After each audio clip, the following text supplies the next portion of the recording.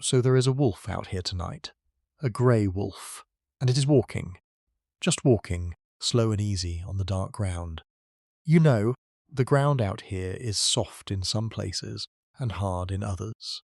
There is dirt, and there are a few small stones, and there is some dry grass that lies flat. The wolf steps on all of it without making much sound. Its feet are wide and soft on the bottom, so when it walks it is very quiet.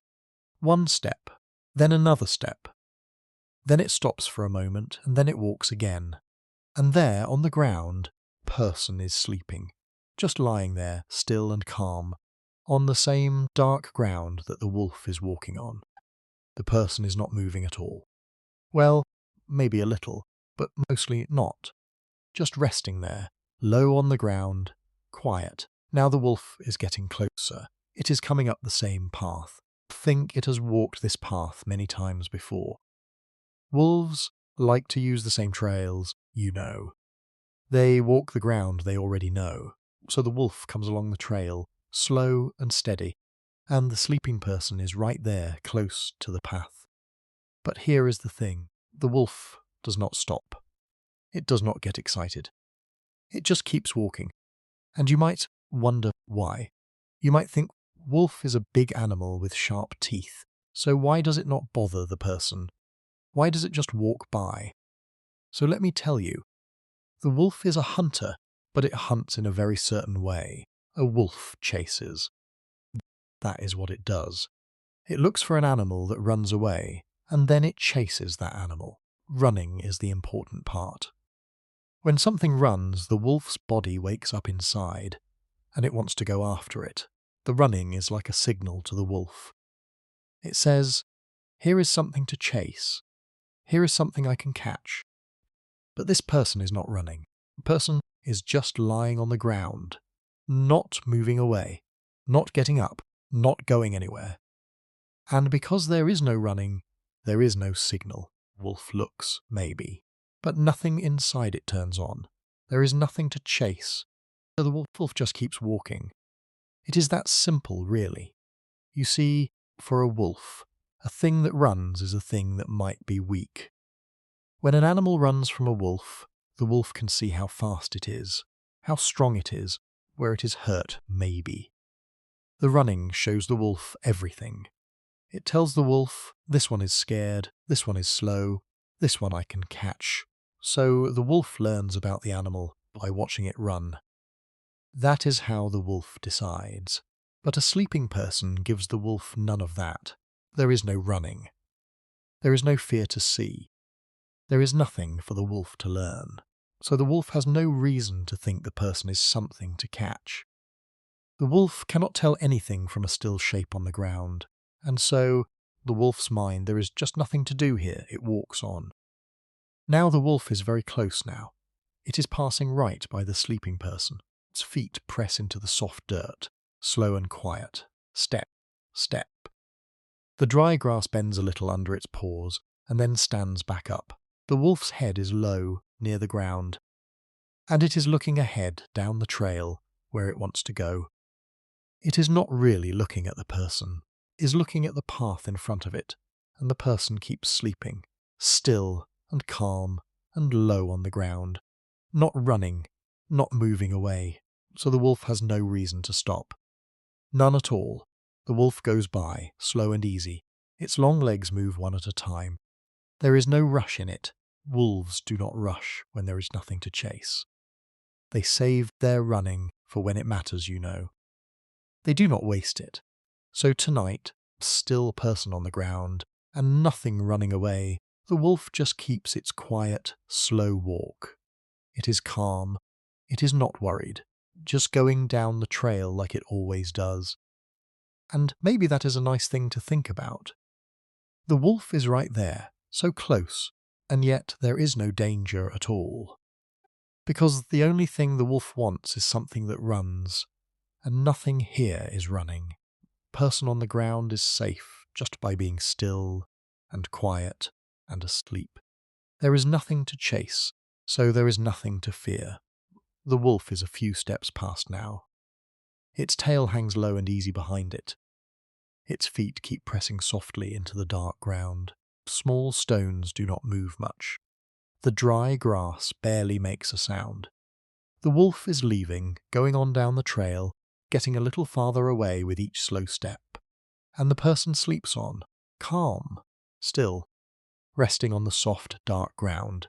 The wolf came, and the wolf passed, and nothing happened at all.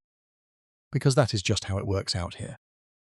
A wolf chases things that run. Sleeping person never runs. So the wolf simply walks away, and the night stays quiet and calm. So you can rest easy too. There is the wolf, going off down the trail, smaller and smaller, quieter and quieter, until it is gone. And here you are, low and still, and safe on the ground, nothing to chase you, and nothing to worry about. Just the quiet ground beneath you, and the slow, calm dark all around. Nothing here wants to chase you. Nothing here is going to bother you.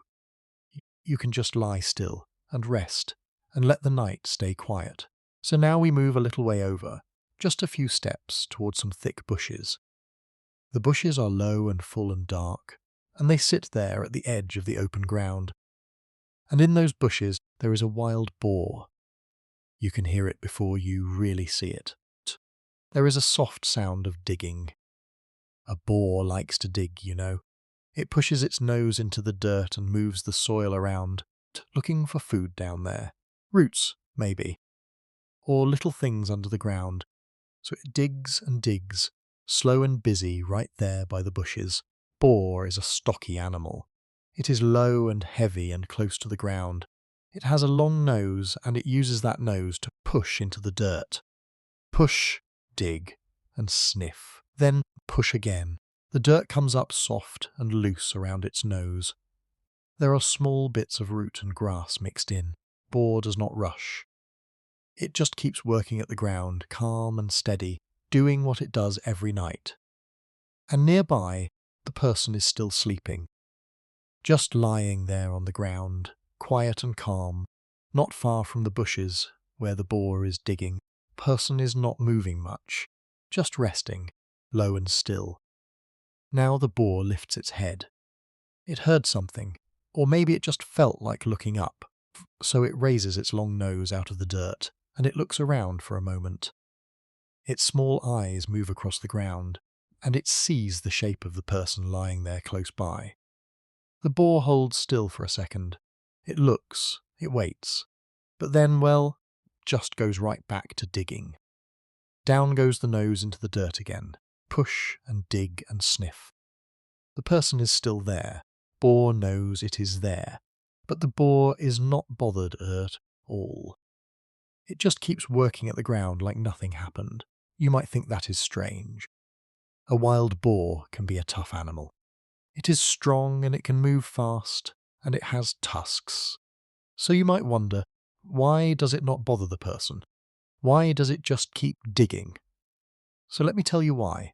A boar is not really a hunter, not like that.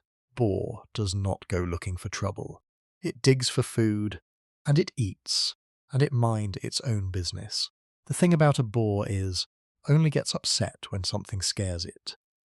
When something jumps out, or rushes at it, or surprises it, then the boar feels in danger, and that is when it charges. That is when it might push forward with its head down. But that only happens when it feels threatened. That is the only time. And here, well, nothing is scaring the boar at all. The person is not jumping up. The person is not rushing at it. The person is not making any sudden move. The person is just lying there, still and calm, sleeping on the ground. So there is no surprise. There is no threat. There is nothing that makes the boar feel in danger. And because of that, the boar has no reason to charge. The angry feeling never even starts inside it. It stays calm. It just keeps digging. You see, the boar's charge is a defense. It is the thing the boar does to protect itself. But you only need to defend yourself when something is coming at you. Nothing is coming at the boar. The person is doing the opposite of coming at it. The person is lying down, still quiet, going nowhere. So the boar feels safe, and a boar that feels safe is a calm boar. It does not charge, it just eats, so the boar keeps digging there in the soft dirt by the bushes. Push and dig and sniff. Now and then it lifts its head and looks around, slow and easy, and then it puts its nose back down and keeps going. It moves a little to one side, finds a new spot, and digs there. Dirt comes up soft and loose. The bushes shake a tiny bit as the boar bumps against them. But it is all calm, all quiet, all slow. Person sleeps on, close by, not bothered at all. The boar knows the person is there. It looked more than once. But it just does not care, because the person is not a threat. The person is not scaring it. So there is nothing for the boar to do but keep eating and keep digging, and that is a calm thing to think about. Really, here is this strong animal, just a few steps away, and there is no danger at all, because the only time the boar would ever charge is if something frightened it, and nothing is frightening it. The person is the calmest, stillest thing out here. So the boar stays just as calm right back. The boar digs a little longer, then it moves slowly off, deeper into the bushes, looking for more food in there. Its heavy body pushes through the low branches, slow and easy. The sound of its digging gets softer and farther away. The person stays right where they are, still and safe, resting on the quiet ground. Nothing scared the boar, so nothing happened. The boar came, and it looked, and it went back to its digging, and then it wandered off. That is all. No trouble, no charge, just a calm animal doing calm things in the dark, and a person sleeping nearby, safe and still. So you can stay calm too. There is no need to move. There is no need to do anything. Just lie still and rest, and let the quiet stay quiet. Nothing out here is scared, and nothing out here is going to bother you. You can just rest. Past those bushes, the ground changes a little. There are rocks here now, big flat rocks that sit low together in a group. And these rocks are warm. They held the heat from the day, so even now, in the dark, they are still warm on top. And on one of these warm rocks there is a snake, a pit viper. It is curled up there, resting on the warm stone, lying very still. The snake is curled in a loose pile, round and slow and quiet. It likes the warm rock under its body. Snakes do that, you know. They look for warm spots and they lie on them, because the warmth keeps them comfortable. So this pit viper found a good warm rock, and it settled down, and now it just rests there. Every now and then the snake flicks out its tongue. Just a quick little flick, in and out. That is how it tastes the air around it. The tongue comes out, picks up tiny bits of smell, and goes back in. Then a pause. Then it does it again, slow and calm. The snake is in no hurry at all. It is just lying on its warm rock, tasting the air now and then, staying curled. The person is sleeping over there, on the ground, near the rocks. Lying flat, calm and quiet, not far from where the snake is curled up, close enough that you might think the snake would do something. But the snake stays right where it is, curled, quiet, resting on the warm stone. So here is the interesting thing about this snake. A pit viper does not find its food the way you might think. It has two little pits on its face, one on each side, near its nose, and those pits can feel heat. That is right. The snake can feel warmth coming off of things, so when a small warm animal is nearby, the snake can feel the heat of that little body, even in the dark. It does not need to see it with its eyes. It feels the warm shape. That is how it knows where its food is. But the snake is looking for a certain kind of warm shape. It is looking for something small and packed together. A little body, tight and round and warm, like a mouse or some small thing. When that small body is near, all of its warmth is in one little spot. So the snake feels a small, strong patch of heat, and that small patch of heat is the shape the snake knows. That is what tells the snake Oh, here is food. Now think about the person lying on the ground. The person is not small and packed together. The person is lying flat, stretched out long on the ground. So the warmth of the person is not in one little spot. It is spread out wide, all along the ground. The heat is thin and spread, here and there, all across a big area. It is not a tight little ball of warmth. It is wide and flat and low. And to the snake, well, that does not feel like food at all. The snake is feeling for a small, strong patch of heat.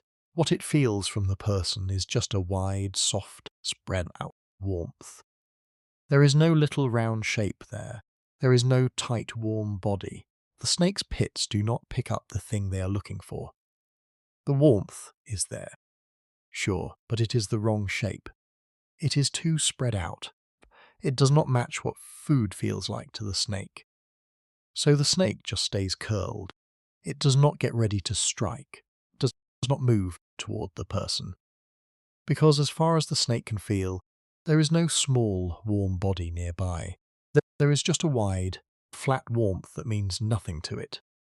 And a wide, flat warmth is not something a pit viper goes after. So it does nothing at all. The snake flicks its tongue again, in and out. It feels the warm rock under its belly, and it likes that.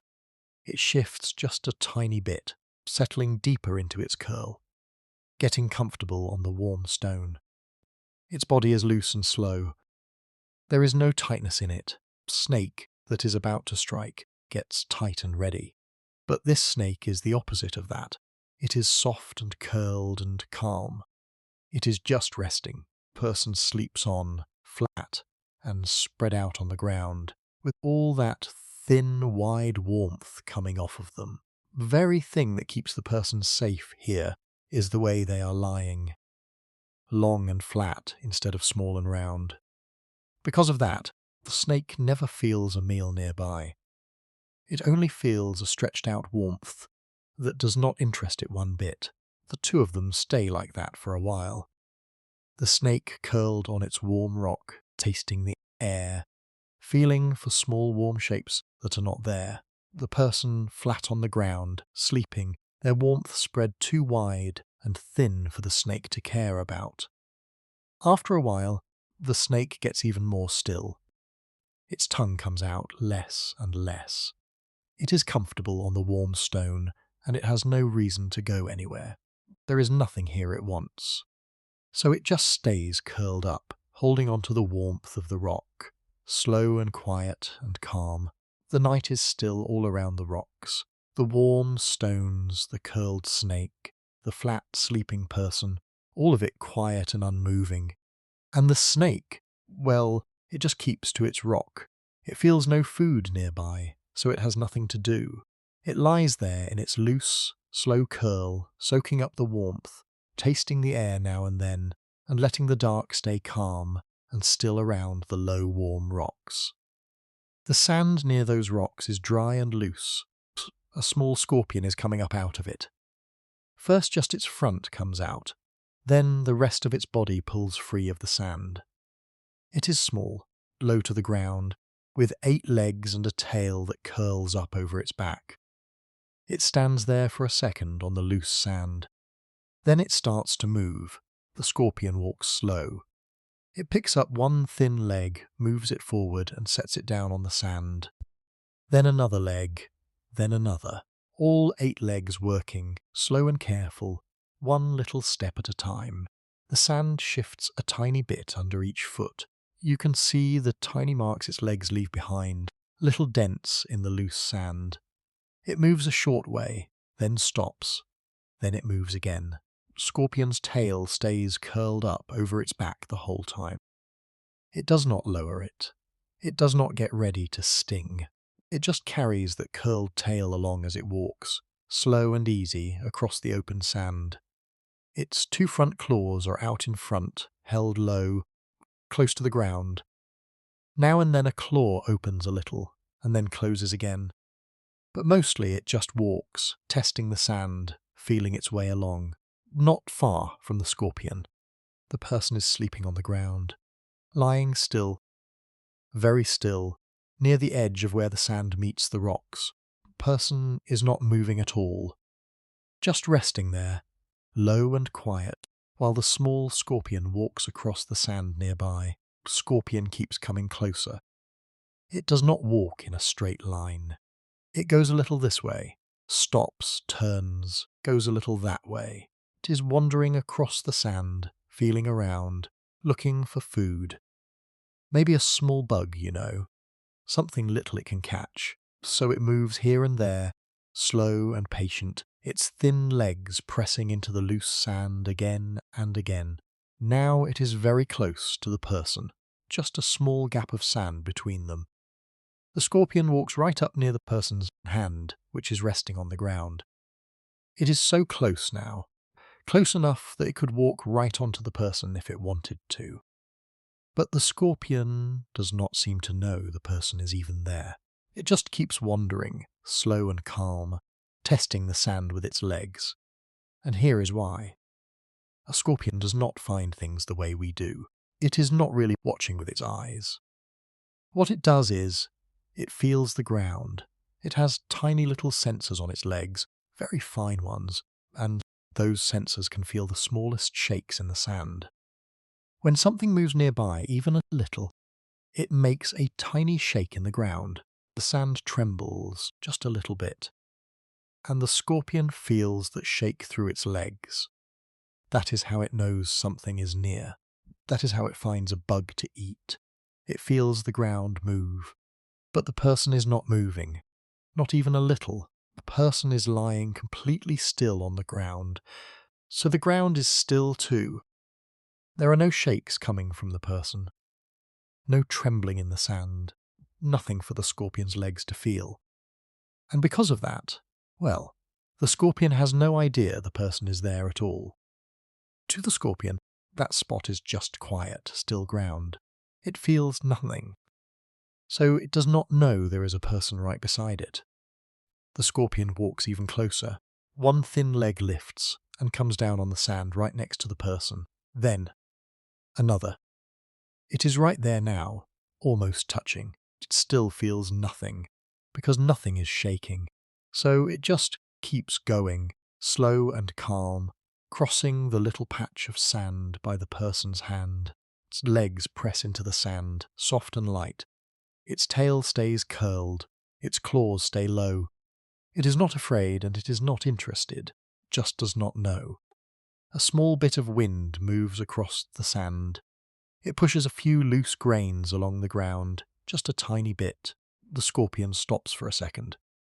Maybe it felt that little movement of the sand from the wind. It stays still, waiting, feeling. Then nothing more happens, and it starts to walk again. It moves past the person's hand now, over to the other side, still testing the ground with each slow step. The scorpion crosses right past the person and keeps going. It does not turn toward the person, does not stop at the person. It just walks on by the same slow way it has been walking the whole time, because to it, person is not there at all. There is only still, quiet sand, and the scorpion moves across it, looking for something that shakes. It wanders a little farther out onto the open sand. Its legs leave more little marks behind it.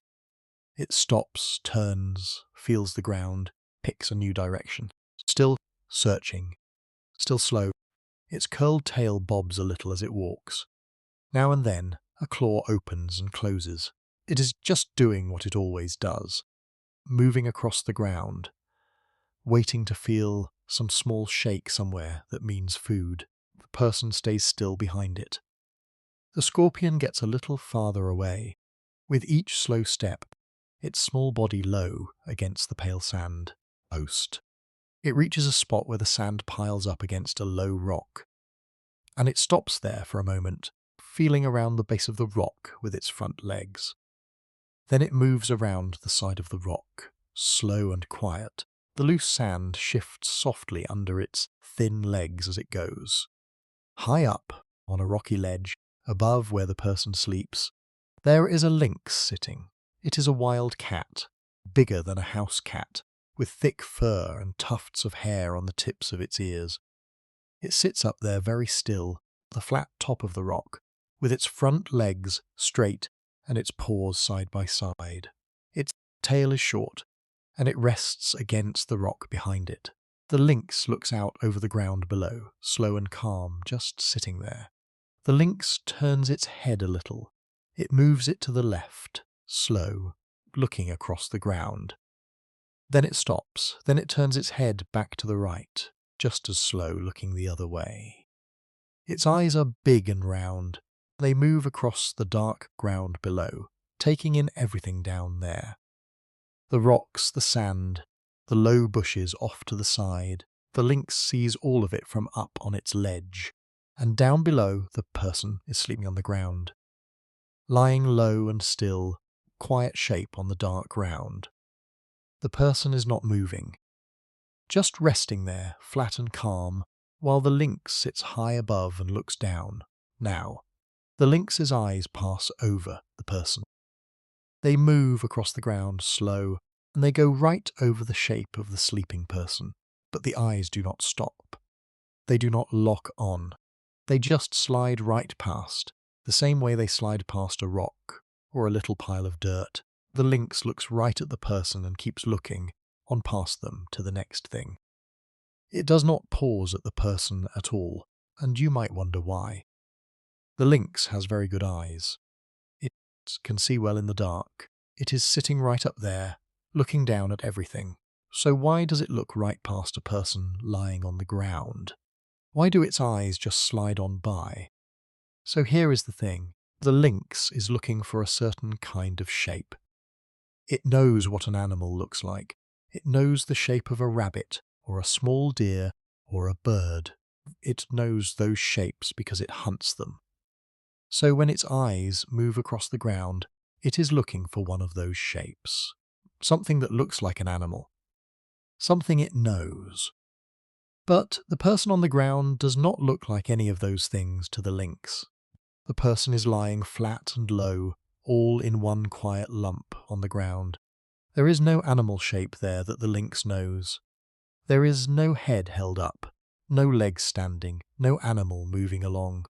There is just a low, still mound on the dark ground, and to the lynx, well, a low, still mound on the ground is just part of the ground. It looks like a little hill of dirt, or a rounded rock, or a small pile of something, just a bump in the ground, nothing more. So the lynx's eyes treat the person exactly like they treat a rock. They slide right over and keep going. The lynx does not think, oh, there is an animal. It does not even think there is anything there at all.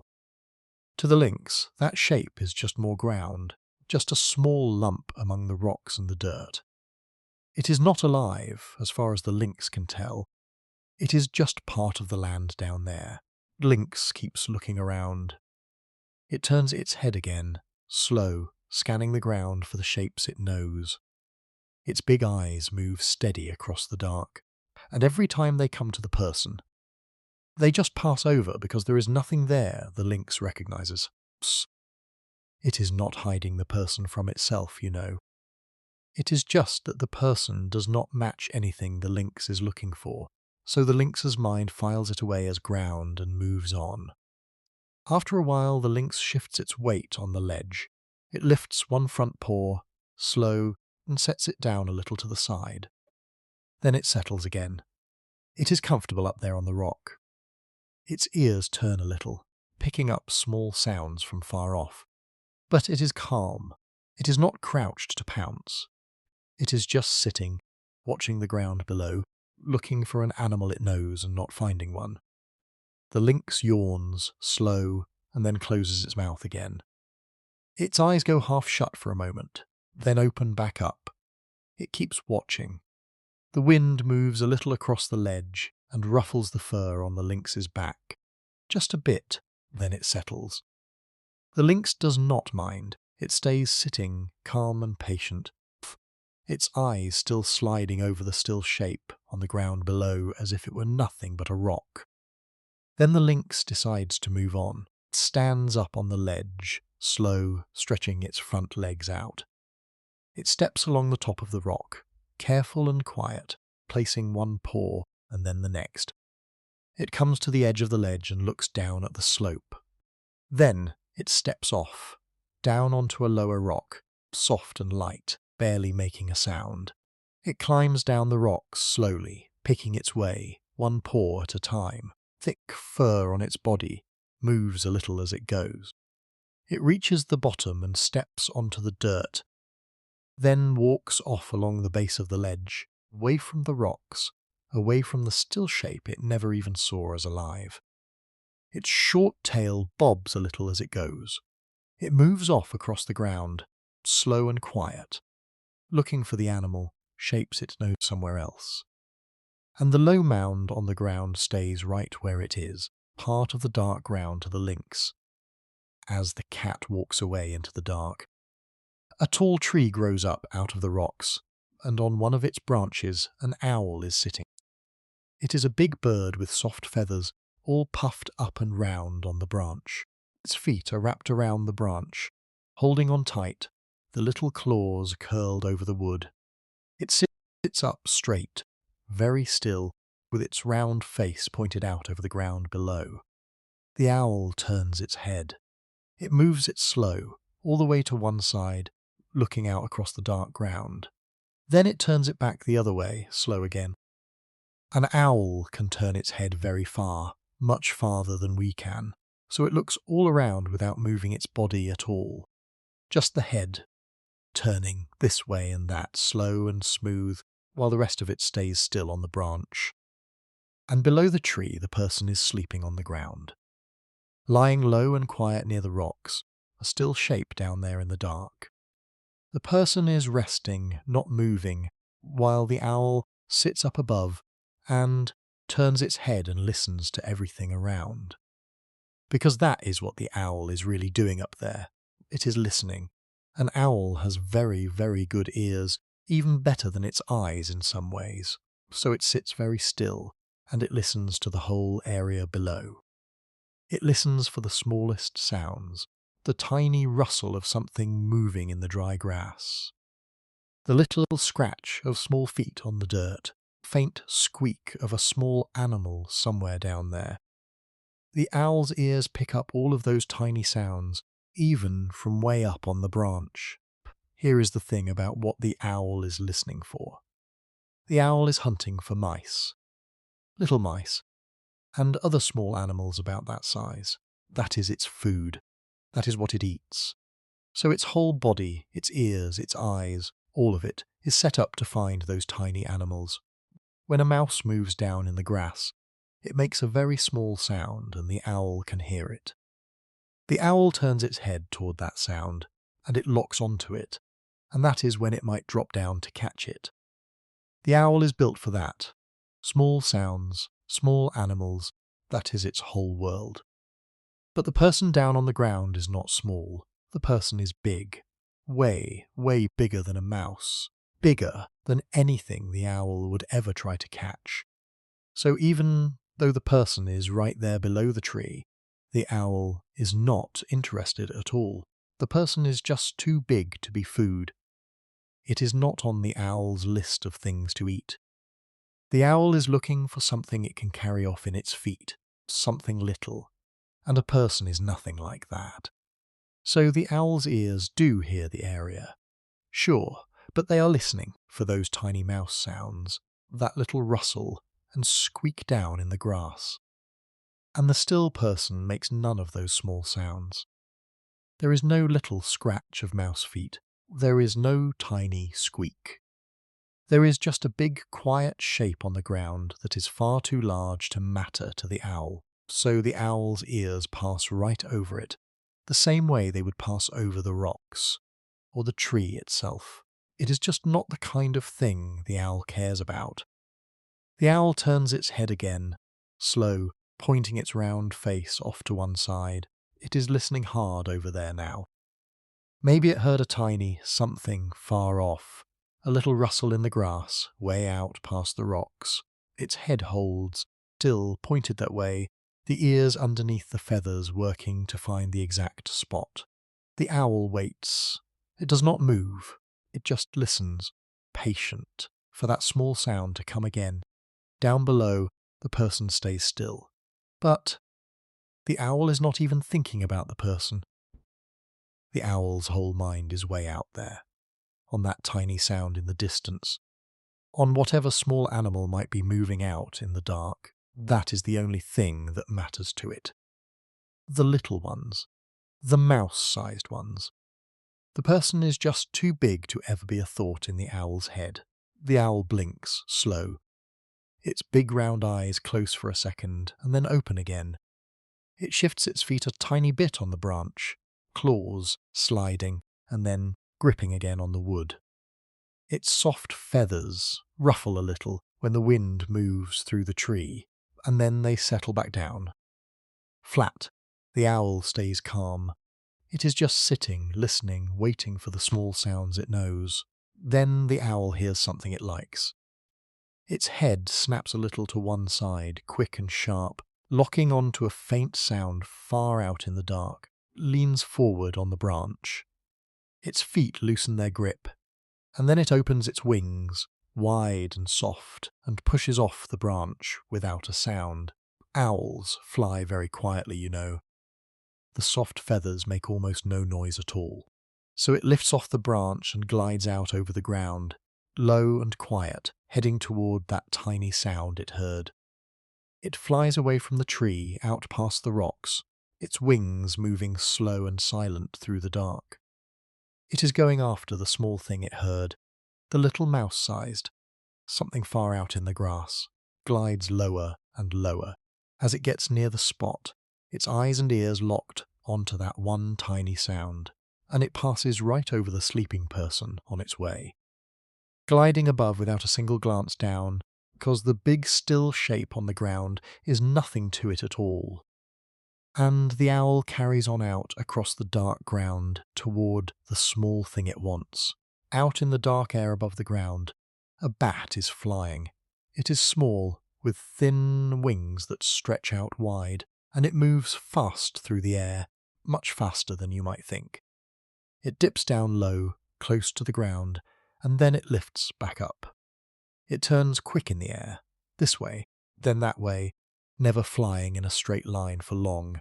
It swoops down, climbs up, turns, and swoops again. It is busy up there, moving all the time.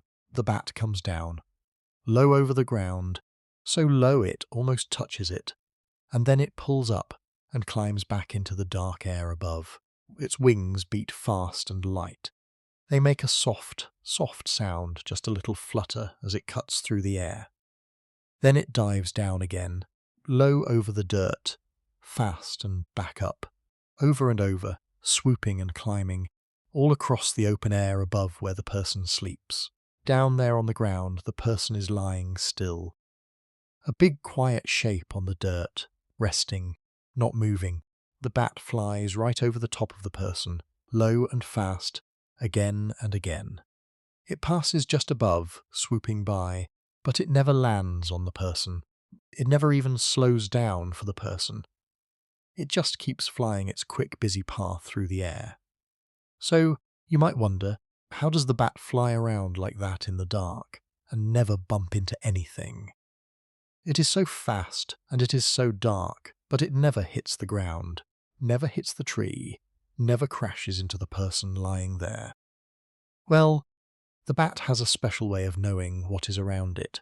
It does not really use its eyes much for this. Instead, it makes little sounds, tiny sounds, very high, so high that we cannot even hear most of them. The bat sends these little sounds out into the air in front of it as it flies. And here is the clever part. Those little sounds go out, they hit things, and then they bounce back to the bat. Like when you call out in a big empty room and your voice comes back to you. So the bat sends out a sound, the sound hits something, and the echo comes back to the bat's ears. And from that echo, the bat can tell what is there. It can tell how far away a thing is, and how big it is, and which way it is moving. That is how it sees in the dark, really. With sound, not with light. It builds up a whole picture of the world around it, just from those little sounds bouncing back. Now, the bat is hunting for food while it flies, and its food is little bugs. Tiny insects flying around in the air. So the bat sends out its sounds, and it is listening for the echo that comes back off a small bug moving through the air. When a bug is flying nearby, the bat's sound bounces off it, and that echo tells the bat, "Oh, there is a little bug right there." And then the bat turns quick and snaps it up. That is what all the fast swooping is about. It is chasing little bugs through the air, finding each one by sound. But the person on the ground is not a little bug flying in the air. The person is big, and the person is lying flat and still on the ground, down low. So when the bat's sounds go out and hit the person, the echo that comes back is just a big flat echo from down on the ground, bounces back the same way it bounces back off the dirt, or the rocks, or any other big still thing on the ground. To the bat, that echo just means, there is the ground down there. There is something solid and flat below me. It does not mean food. It does not mean a bug. It just means part of the ground, part of the world is flying over. So the bat reads the person as ground, just more of the floor down there to fly above. The echo tells the bat where the person is, sure, so the bat knows not to fly into them. That is why it never bumps the person. But the echo also tells the bat that this is not a little flying bug. This is just a big still lump down on the bottom, like a rock or a mound of dirt. And the bat is not interested in big still lumps. It wants the small things moving in the air. So it just keeps flying over, swooping and climbing, looking for bugs. The bat dives down low again, right over the person, so close, and then pulls up sharp and climbs back into the air. It found a bug, maybe somewhere up there, turns fast to chase it. Its wings beat quick. It twists in the air, turning one way and then snapping back the other, following the little echoes only it can hear. It is all so fast and light, this busy flying back and forth in the dark. Then the bat catches what it was after. Up in the air, and it keeps going. It swoops off to one side, away from the spot above the person, chasing more little bugs through the dark. It dips and climbs and turns, getting farther off its fast little path, carrying it away over the ground. Soft flutter of its wings grows fainter. It sends its little sounds out ahead of it the whole way, finding the bugs, finding the air, reading the still person below as nothing but more ground as it flies on past and away into the dark. Low in the dark, in the tall grass not far from the sleeping person, a leopard is crouched down. It is a big cat with spotted fur, and it is pressed close to the ground, its belly almost touching the dirt. Its legs are folded under it, ready, and its body is low and flat, very still. So still that you might not even see it there in the grass. It is just crouched, watching, holding completely still. The leopard is looking at the person. Its eyes are fixed on the shape lying there on the ground. It does not look away, keeps its eyes right on the person, steady, patient. The leopard is good at waiting. It can stay crouched like this for a long, long time, not moving at all, just watching. So it watches and it waits. The person sleeps on the ground in front of it, still and quiet, lying low, not moving. The person has no idea the leopard is there, in the grass. But the leopard is there, crouched low, watching close, holding its breath, waiting for something. And what is it waiting for? Well, here is the thing about a leopard. Before it makes its move, before it rushes in, it wants to look its prey in the eyes. It wants to catch the gaze of the animal it is watching. When a leopard hunts, it watches the eyes of its prey. The eyes tell the leopard a lot. They tell the leopard if the animal has seen it. They tell the leopard which way the animal is looking, when it might run. The leopard uses those eyes to time its move just right. So it waits for that moment when it can see the prey's eyes and read them, and then it goes. But the person's eyes are closed. The person is sleeping, so the eyes are shut. The leopard cannot catch a gaze that is not there. It watches and watches, looking for the eyes to open, looking for that signal it needs. The eyes stay closed. There is nothing for the leopard to read. No gaze comes back to it. No sign at all. Just a still face with shut eyes, giving the leopard nothing. So the leopard keeps waiting. It stays crouched in the grass, low and still, its own eyes locked on the person, waiting for those closed eyes to open. A minute goes by, then more. The leopard does not move. Its tail lies flat behind it in the grass.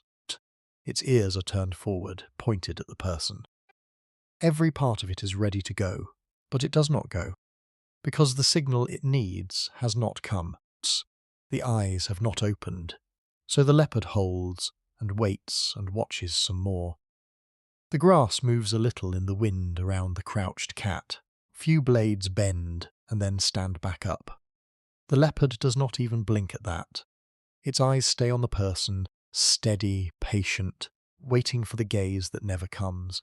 It is so still, just a low, spotted shape pressed into the grass, watching, holding, waiting. More time passes. Still the person's eyes stay closed. Still there is no gaze for the leopard to catch. The leopard is built to wait for that moment, you know. The moment is just not happening.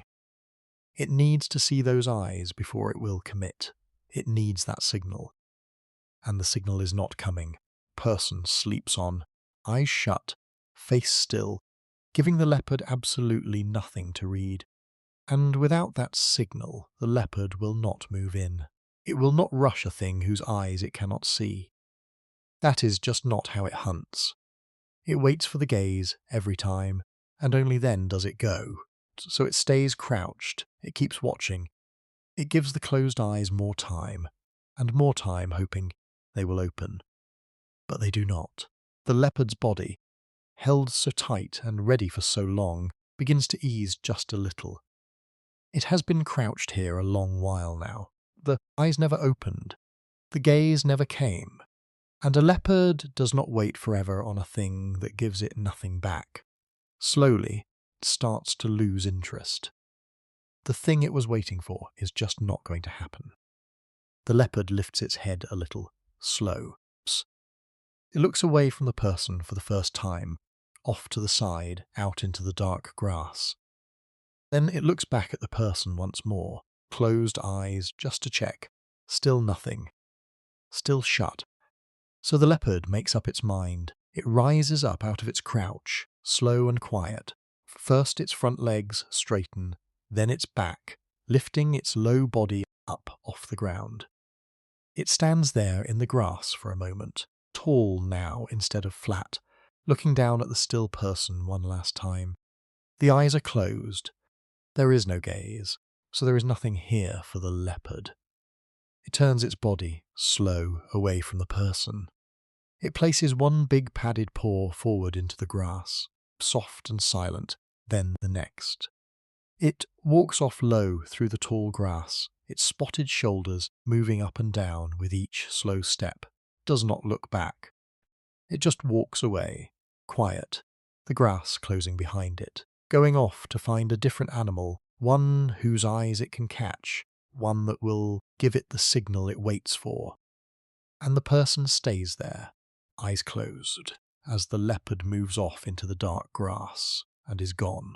Tall grass stands high all around, and through it a tiger is walking. It is a huge cat, much bigger than the leopard was, orange fur and dark stripes running down its sides. It moves through the grass, slow and heavy, parting the tall blades with its broad chest as it goes. The grass bends away on both sides of it, and then springs back up behind. The tiger places one big paw down, soft and flat on the dirt, and then lifts the next and sets it down too. Slow steps, quiet steps, even though the cat is so big. The tiger's head is low as it walks. level with its shoulders, swinging just a little from side to side. Its eyes look ahead through the grass, moving over everything, taking it all in. The big muscles in its shoulders roll up and down with each step. Long tail trails behind it through the grass, the very tip flicking now and then. It is just walking, slow and steady, on its way, through the tall grass in the dark, and the person is there, lying on the ground, curled up in the grass. Pulled in small, knees up, arms close, all gathered into one rounded shape on the dirt, still and quiet sleeping. The tiger is heading right toward that spot, walking slow through the grass, coming closer with each soft, heavy step. Now the tiger is near. It comes up almost beside the curled-up person, so close that the grass between them is just a thin strip. The tiger keeps walking. It does not stop. It does not crouch. It does not even slow down. Just keeps moving at the same slow, steady pace, right past the sleeping shape brushing by through the grass. And you might think, oh, surely the tiger sees the person right there. And in a way, yes, the person is right in front of it. But here is the thing about how a tiger hunts. Tiger is looking for a certain shape. In its mind, it knows what its food looks like. Its food is animals like deer, you know, animals that stand on 4 legs with a clear head up on top and a body that moves along. That is the shape the tiger is wired to spot. 4 legs holding a body up off the ground, a head it can see, a shape that walks or stands or runs. When the tiger sees that shape, something switches on inside it, and it knows there is food, there is something to hunt. But the curled-up person does not look like that at all. There are no 4 legs standing up. There is no clear head held high. There is no tall animal body moving along. There is just a small, rounded lump down low, on the ground, all pulled in together. It does not match the picture the tiger carries. It does not look like a deer, like any of the animals the tiger knows to hunt. So the shape just does not turn anything on inside the tiger. The tiger's mind does not say, oh, there is prey. It says nothing. The shape means nothing to it. So the tiger walks right past. Its big body moves by, slow and heavy, just a step away from the curled person. One paw lands, then the next, pressing into the dirt. The grass brushes against the tiger's striped side. The person is right there, close enough to touch almost, but the tiger does not turn its head down. It does not pause. The thing on the ground is just not the thing it is looking for, so it pays it no mind at all. It keeps its eyes ahead, scanning the grass for that 4-legged shape it knows, and it carries on. The tiger's shoulder passes the person now, then its middle, then its back legs, stepping slow over the same dirt. The long tail comes last, trailing through the grass behind, tip flicking once as it goes by. The tiger does not look back. Why would it? As far as it knows, there was nothing there, grass and ground, and a low lump it never even thought about. It is still looking ahead, still searching for the real shape, the one with the legs and the head, the one that means food. A little wind moves through the tall grass, and the blades all lean one way, then settle. The tiger walks on into the grass, parting it with its chest, slow and steady. Its orange and dark stripes move in and out of the tall blades, harder to see now as it gets farther off. The grass closes behind it where it passed. The tiger keeps going deeper into the field, its head still low and swinging, its eyes still hunting for that 4-legged shape somewhere out in the dark. It steps over a fallen branch, slow, hitting each big paw and setting it down on the other side. Then it walks on, the grass, swallowing more and more of its striped body as it moves away. Curled person stays, right where they are, small and rounded on the ground, grass standing back up around them where the tiger brushed through. The tiger is well past now, just a shape moving through the far grass, tip of its tail flicking once more before it slips out of sight. It never knew there was a person there at all. It only knew the grass, and the dirt, and the shape it was looking for and did not find, and it carried that search off with it into the tall grass, and was gone. The wide land opens up flat and bare, with short grass and patches of open dirt, and a lion is walking out across it. It is a big, heavy cat, sandy fur, and a thick mane around its head and neck. It walks slow over the open ground, its head held level, big paws coming down soft on the dirt. One paw, then the next, slow and easy. There is no rush in it. It just moves across the wide land, calm and steady, the way a lion does when it is out walking at night. The lion's belly swings a little as it walks. Its shoulders roll, its long tail hangs down behind, swaying side to side. With each step, the dark tuft at the end, brushing the short grass, looks out across the open land as it goes, its eyes moving slow over everything in front of it. The flat ground, the patches of grass, the low dirt. It takes its time. It is in no hurry to be anywhere. And out there on the open ground, the person is lying still. A shape on the dirt, low and quiet, not moving. The lion is walking on a path that takes it right toward that shape, so it comes closer, slow step by slow step, across the wide land, until it is near the place where the person sleeps. Then the lion sees the person. It stops. It stands there on the open ground, all four legs planted, and it looks at the shape lying in front of it. Its head is up. Its ears are forward. It is looking right at the person now, thinking. The lion goes very still for a moment, just standing and looking, working something out in its head. Here is what is going on in the lion's mind. A lion is big and strong, sure, but hunting still costs it a lot. It takes a lot of effort to chase something down, to fight it, to bring it down. All of that uses up the lion's energy, and a lion does not have energy to waste. So, before it goes after anything, it weighs it up. It thinks, is this worth the effort? This an easy meal, or is this going to be hard? Is this something I know how to catch? Or is this something strange that might be trouble? The person lying there is a strange thing to the lion. It is not the usual food the lion knows. It is an odd shape, an unfamiliar shape, lying there on the ground. The lion does not know what it is, really. And the lion has learned to be careful about things it does not know, because a strange thing might fight back. A strange thing might be more trouble than it is worth, might cost the lion a lot of energy and even hurt it. And for what? The lion cannot be sure there is a good meal in it at all, so the lion stands there and considers.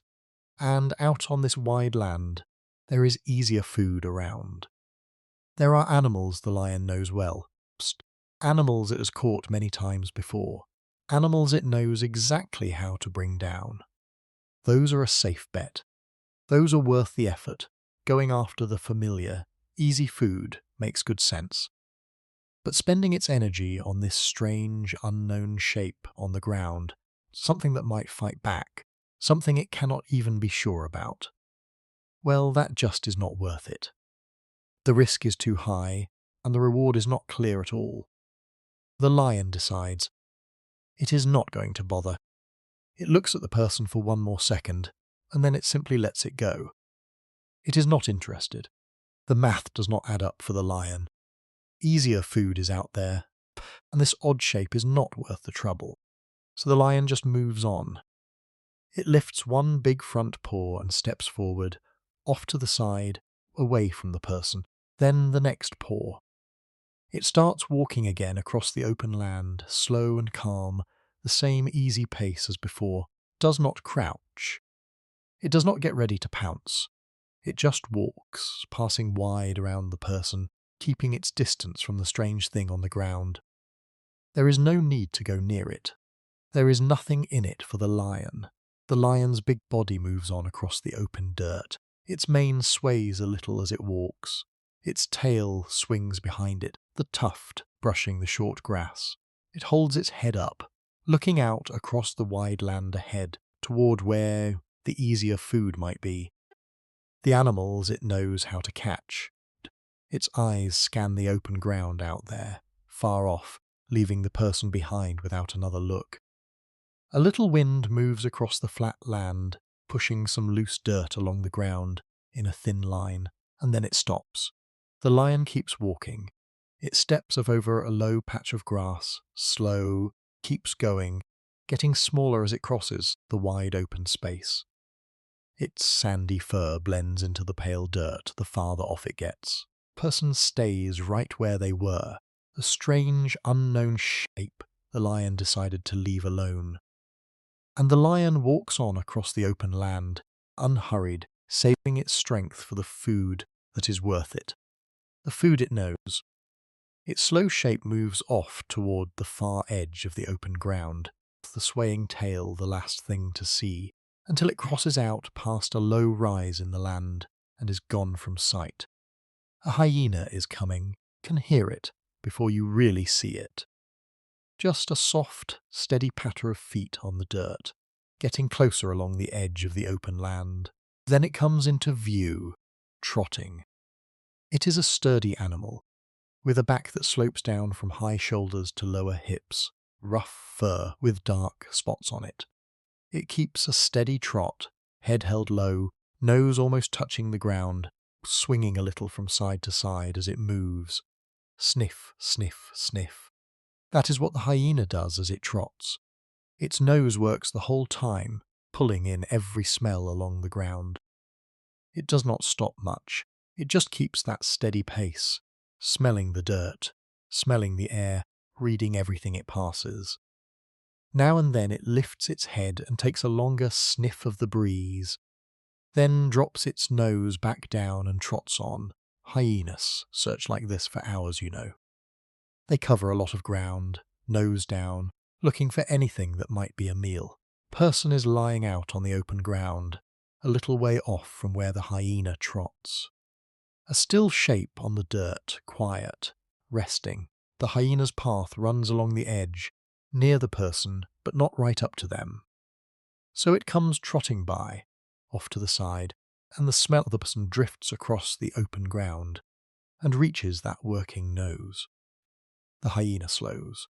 It caught the scent, lifts its head and points its nose toward the shape on the ground, sniffing hard, pulling that smell in, trying to work out what it is. Stands there for a moment, half turned toward the person, reading the air. A hyena always perks up at a smell that might mean food. So it checks, wants to know what is lying out there. But here is the thing about a hyena. It is a scavenger mostly. What that means is, likes to eat things that are already dead. Animals that have died or been killed and left behind by something else. That is the easy food. Food a hyena wants first. A dead animal cannot get up. It cannot run. It cannot fight. It cannot hurt the hyena at all. So the question the hyena is always asking with that nose and those ears is simple. Is this thing dead? Can I just walk up and eat it? Is it still alive? And there is a clear way for the hyena to tell. A dead thing lies completely still. It does not move, and it does not breathe. But a living thing breathes. The chest rises and falls. There is that slow, steady in and out, over and over, that only a living body makes. The hyena can pick up on that. From the smell, from the small steady movement of the body, can tell whether the thing in front of it is alive or not. So the hyena reads the person, standing there at the edge, and what it finds is this. This one is alive. The person is breathing, slow and steady, in and out, calm and even. The body has that quiet, regular movement to it, the movement of a living, healthy thing. And that answers the hyena's question completely. This is no dead animal lying out in the open. This is a living one. A healthy one, breathing easy and even. And a healthy living animal is not what the hyena came for. A living thing can wake up. It can get to its feet. It can turn and fight back. That is the opposite of the easy meal the hyena is trotting around looking for. To go after a healthy living animal would be a big effort, maybe even a dangerous one. And for a hyena working the edge of the land at night, it is just not worth it. The whole point is to find the food that is already dead and still. This breathing, living person is the last thing it wants, so the hyena gives it up. That steady breathing told it everything, and the answer was, "Move along, nothing easy here." It drops its head back down. Checking is done. There is nothing for it in this spot. Its nose goes back to the ground, back to the smells along the edge, picks the steady trot up again. Past the person it goes, keeping to its own path along the line of low bushes. It does not come closer. It does not circle in toward the shape on the ground.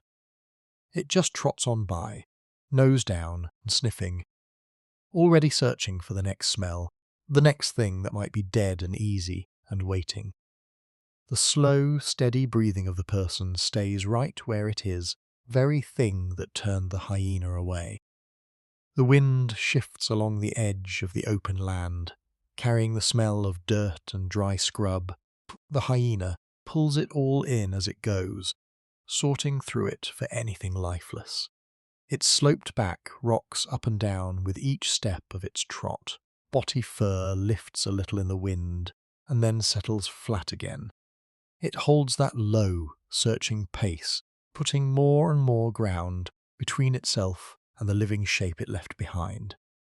The hyena follows the edge away into the dark, nose to the dirt, still hunting for that easy, lifeless meal somewhere out ahead. Its low shape grows smaller along the bushes, soft patter of its feet fading down to almost nothing. It rounds a thick clump of scrub at the far edge, still trotting, still sniffing, and then it is past it and gone. Nose down in the dirt, a jackal comes along the same line the hyena left behind. It is a smaller animal than the hyena was, slim and light, with thin legs and a narrow face. It moves quick and low, its nose pressed almost into the ground, sniffing fast as it goes. It is not trotting in a straight line. It weaves a little left and right, following the smells on the ground, going where its nose tells it to go. The jackal's nose is the most important part of it right now, drags it just above the dirt, pulling in smell after smell, reading the ground like the ground is full of news. Every few steps it stops, sniffs hard at one spot, then moves on. It is searching. That is the whole reason it is out here, moving along this edge. It is looking for food, and it is using its nose to find it. The person is lying out on the open ground, the same still shape that has been there all along. Quiet, resting, not moving. The jackal's weaving path brings it across the open ground, closer to the person, that busy nose working the dirt the whole way. Comes near, sniffing, searching, getting closer to where the person sleeps. So, what is the jackal smelling for exactly? Well, jackal has a special thing it looks for when it hunts. It looks for blood. The smell of blood, because blood, to a jackal, means an animal that is hurt, a weak one, a wounded one, and a hurt animal is an easy meal for a jackal. A wounded animal cannot run fast, cannot fight well, cannot get away. So when a jackal smells blood on the air or on the ground, it follows that smell, because at the end of it there is probably an animal it can catch without much trouble. That is how the jackal finds its easy food. It does not have the size to take down big, strong, healthy animals on its own. So, instead it hunts with its nose, searching for the smell of blood, searching for the hurt ones. The smell of blood is like a sign to the jackal. It says, "This way there is a weak animal over here, an easy meal," and the jackal follows that sign whenever it catches it. Now the jackal reaches the person. Its nose works all around the shape on the ground, sniffing close, taking in the smell of the person.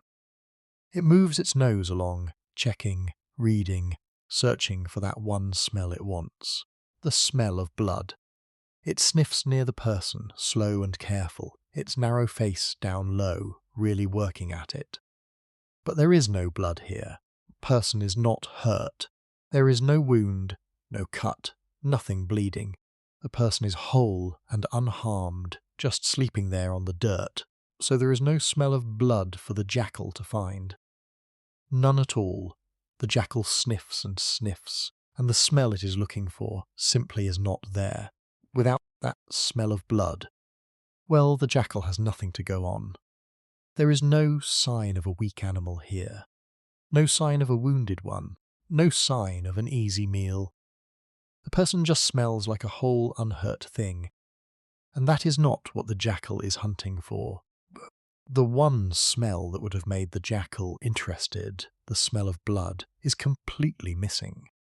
So the jackal finds nothing here worth its time. It lifts its nose off the ground for a second and looks around, then puts it back down. It checks one more time, sniffing along the edge of the person, just to be sure. Still no blood, still nothing. The jackal is not going to waste itself on a thing that gives off no sign of being hurt. A healthy, whole animal is not its kind of food, hunts the wounded ones, and this one is not wounded. So the jackal moves off the person and keeps searching. Its nose drops back to the dirt, picks up its quick, weaving walk, again left and right, sniffing the ground. It is already onto the next stretch of dirt, the next set of smells, still hunting for that one smell of blood somewhere out there. The person, whole and unhurt, gives it no reason to stay, so it does not stay. The jackal weaves along, nose down, past the person and on across the open ground. It stops at a spot, sniffs hard, finds nothing, moves on. Stops again, sniffs, nothing, moves on. It is always moving, always searching, that thin body low to the dirt, quick legs carrying it from smell to smell. The wind shifts a little across the open ground and brings new smells its way. Jackal lifts its nose to catch them, sorting through them for the blood it wants. None of those smells are blood either. Jackal keeps going. It follows a faint trail off toward the far side of the open ground, nose pressed to the dirt, that narrow face working the whole way. Its slim shape grows smaller as it goes, weaving, stopping, sniffing, moving on, still chasing the smell of a hurt animal somewhere out in the dark. The jackal crosses a patch of bare dirt and a low line of dry grass, still searching, still finding nothing it wants. It dips its head into the grass, sniffs through it, comes out the other side, and trots on. The light, quick patter of its feet fades into the dark. It follows its nose around a low mound of earth at the far edge of the ground and is gone, behind it, still hunting for the blood it never found here. Everything about this little fox is careful. It comes out into the open near where the person sleeps with slow, light steps. And you can tell. Right away it is a nervous kind of animal. It is small, much smaller than the others that passed through. With thin legs, a pointed face, and a long, bushy tail held low behind it. It lifts each paw high and sets it down soft, testing the ground, ready to bolt at any second. That is just how a fox is, always on edge, checking. The fox stops a few steps out into the open.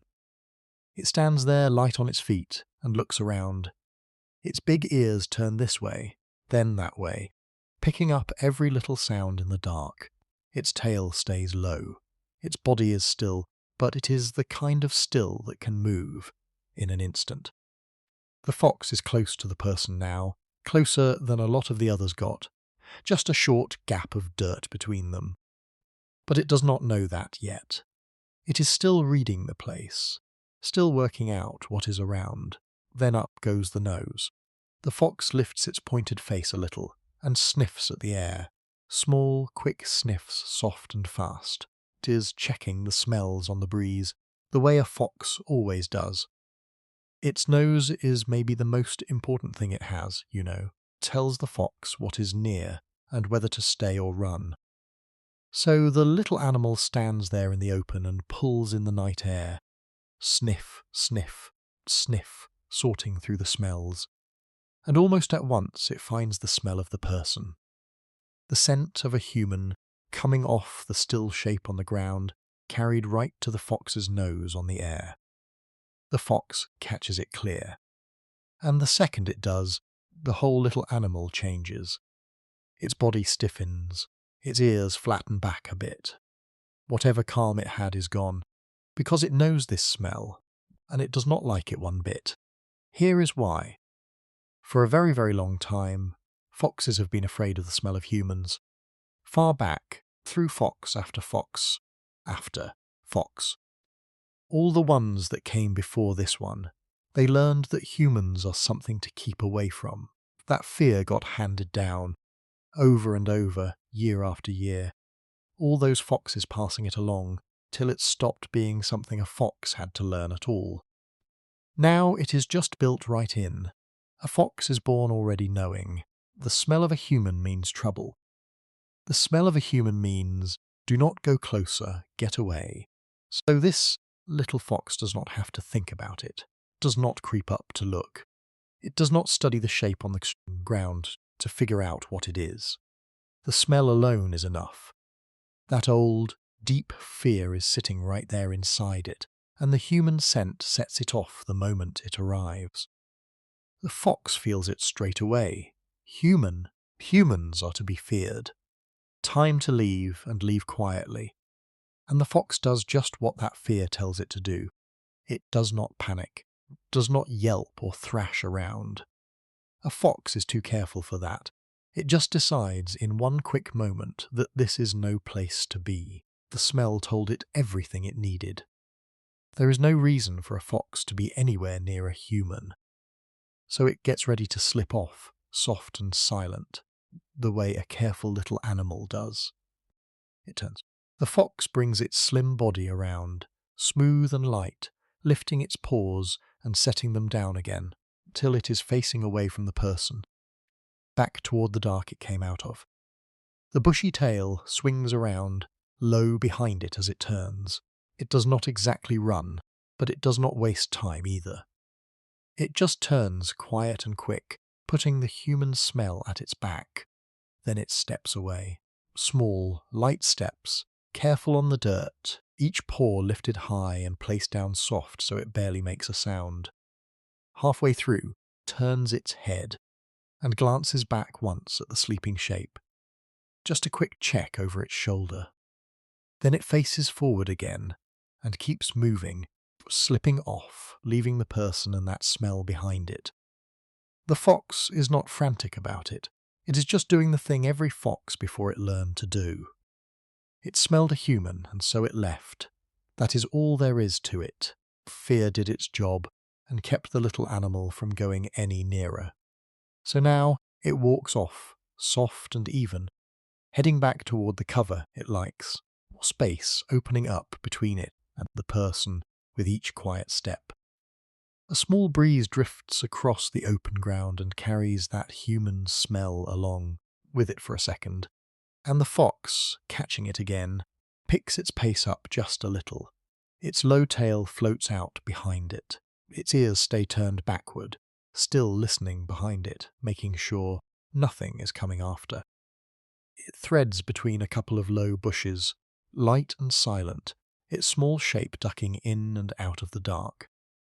It keeps going, that old fear still steering every step, leading it back to where the human smell can no longer reach. It steps over a thin fallen branch, lifting its legs one at a time, careful as ever. On the far side it pauses, lifts its nose, and tests the air once more. The smell is faint now, nearly gone. That is what it wanted. Pushes on a little farther, into the deeper dark past the bushes. Its soft steps grow quieter and quieter on the dirt.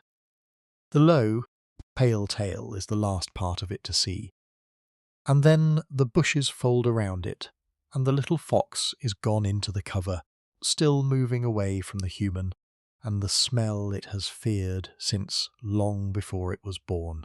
Frost crunches under heavy feet as a wolverine comes across the cold ground. The dirt here is hard and cold, thin layer of frost on top that breaks under each step. The wolverine is a stocky, low animal, with thick dark fur and short, strong legs.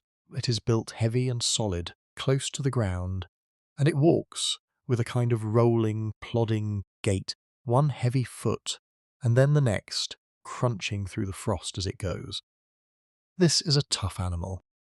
Maybe the toughest little animal out here, pound for pound. Wolverine is famous for being fearless. It will stand up to animals much bigger than itself. It does not scare easy, does not back down from much at all, so it plods along over the cold ground without a worry. Its thick fur keeping it warm, strong body carrying it forward, slow and heavy, and sure of itself. The wolverine's nose is working as it walks, taking in the cold air, reading the smells of this frosty patch of the wild. It swings its broad head a little from side to side. Its small eyes look ahead. It is just moving through, the way it moves through everywhere, like it owns the place, and is not afraid of anything in it. The person is lying out on the cold ground, the same still shape, resting quietly. The wolverine's heavy, plodding path brings it over toward that shape, the frost crunching under its feet the whole way. It comes near the person, slow and solid, stops a little way off. It has noticed the shape there on the ground, so it checks it out. The wolverine lifts its head and sniffs. Just once, a good strong sniff, pulling the smell of the person in through that broad nose. It stands there a second, reading what it has found, thick fur ruffled by the cold air. It is not afraid, of course. A wolverine is hardly ever afraid. But it is not stupid either. Even a fearless animal thinks before it acts. So it stands and it reads the shape, working out what it is dealing with. Here is what the wolverine picks up. The person lying there is breathing slow. Deep, even breaths, in and out, slow and steady, calm and regular. And that slow, steady breathing tells the wolverine something. It tells it that this is a big animal, a calm one, a strong, healthy one. You see, a slow and even breathing rhythm like that is the mark of a large, powerful animal that is resting easy. A small, weak, frightened thing breathes quick and shallow. But this is slow, this is deep. This is the steady rhythm of something big and strong, and completely at ease. So the wolverine reads that and thinks, well, this is a strong one. Here is the thing about a wolverine. Yes, it is fearless. Yes, it will fight things bigger than itself when it has to, but it is not foolish about it. It does not go around picking fights with big, strong, healthy animals for no reason. There is no sense in that. Fight with a strong animal could hurt it, could cost it a lot, even if it won. And there is nothing to be gained here. The wolverine is just passing through. It has no quarrel with this big resting creature. Why would it start trouble with something that breathes like it, is large and powerful and calm? It would not. That is the smart move. The wolverine, fearless as it is smart enough to make it. It reads that slow, strong breathing. It sizes the shape up as a big, healthy animal best left alone. And it decides there is no fight worth having here. So it does not push closer. It does not test the shape, just lets it be. The wolverine lowers its head. It is done checking. It got its answer from that one sniff and that slow, steady rhythm. This is a strong animal. Leave it alone. Move on. So the wolverine turns its broad body, slow and heavy, away from the person, points itself back across the cold ground. There is no fear in the turn, and no hurry either. It's just a tough animal, making a sensible choice and carrying on its way. It picks up its plodding walk again. One heavy foot, crunch through the frost, then the next, crunch, slow and solid across the cold dirt. Its thick dark fur moves a little with each rolling step. Broad head swings side to side. Nose, working the cold air again, already reading the ground ahead for whatever comes next. Big resting shape it leaves behind does not worry it at all. It just was not worth a fight, that is all. Cold wind moves across the frosty patch and ruffles the wolverine's thick coat, and the animal pays it no mind. It plods on, heavy and sure, the frost breaking under its feet in a slow, steady crunch. It steps over a frozen ridge of dirt, hauling its solid body up and over, keeps going across the cold ground. The wolverine moves off into the cold dark, fearless and unbothered. Its low shape growing smaller as it goes. Crunch of frost under its heavy feet grows fainter and fainter. It rounds a low pile of frosted rocks at the edge of the cold patch, still plodding, still sure of itself, and then it is past them and gone, leaving the big, slow-breathing shape behind it on the cold ground without a second thought. This is the biggest animal of the night so far. Bear comes walking in slow and heavy, a huge dark shape moving low to the ground, swinging side to side with each step.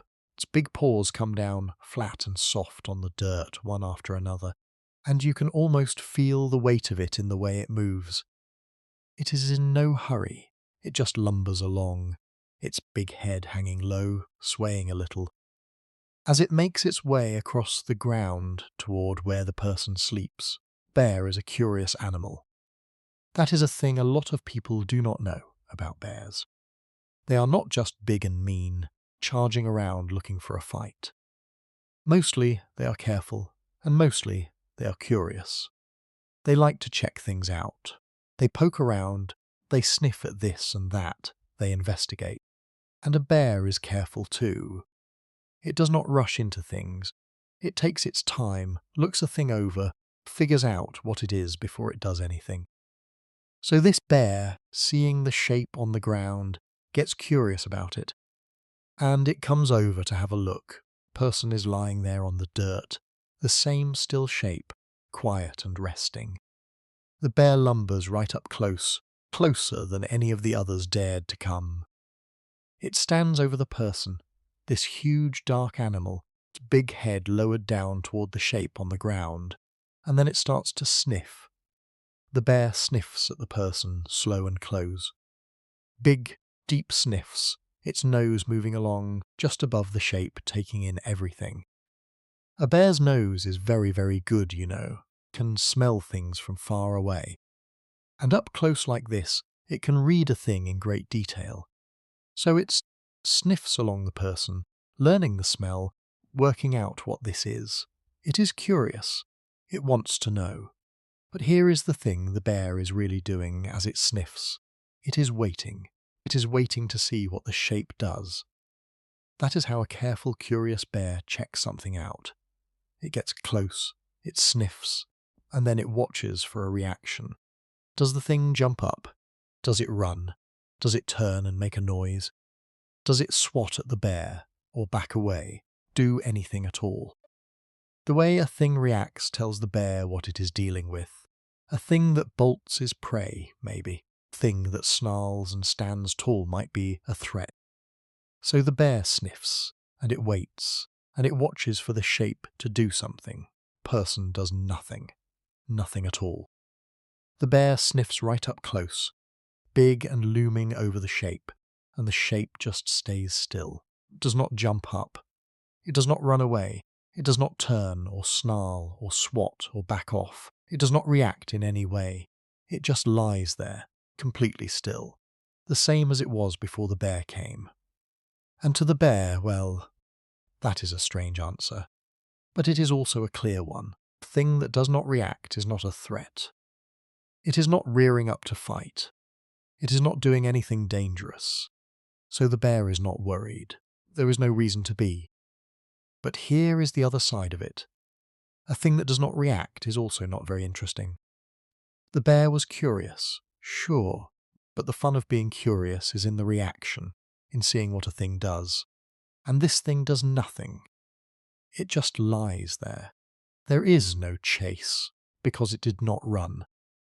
There is no fight, because it did not threaten.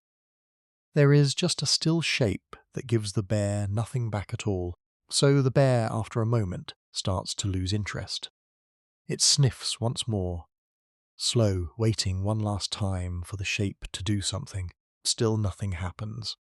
The shape just lies there, still and quiet, no reaction at all, and that is that. No threat here, and no fun here either. Nothing to chase, nothing to fight, nothing to poke at. Just a boring, still thing on the ground that does not react no matter what. Bear lifts its big head. The curiosity has run out. It got its look, it got its sniff, it waited for something to happen, and nothing did. So there is no point in staying. The bear has better things to do, other things to go sniff at, other things that might actually react and be worth its time. This one is a dead end, so it decides to move along. The bear turns its huge body, slow and heavy, away from the person. It swings that big head around, gives the still shape one last glance, and then just walks off, lumbering away the same slow way it came. Its big paws press flat into the dirt, one after another. Its dark fur sways with each rolling step. It is not bothered, and it is not interested anymore. It is just done. A cool wind moves across the ground and pushes through the bear's thick fur. Bear keeps lumbering on, paying it no mind. It swings its head low, sniffing at the dirt as it goes, already looking for the next thing to be curious about. It steps over a low log, hauling its heavy body across, and carries on into the dark.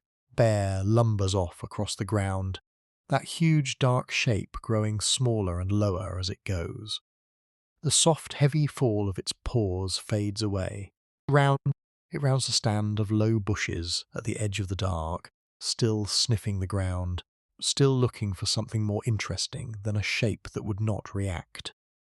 And then it pushes past the bushes with its broad shoulders, branches swinging shut behind it, and the big dark animal is gone, lumbering off after whatever might actually give it something back. A soft, tearing sound comes from across the meadow. That is the deer pulling up grass to eat. There is a small group of them out here, 4 or 5 maybe, spread out across the open meadow in the dark.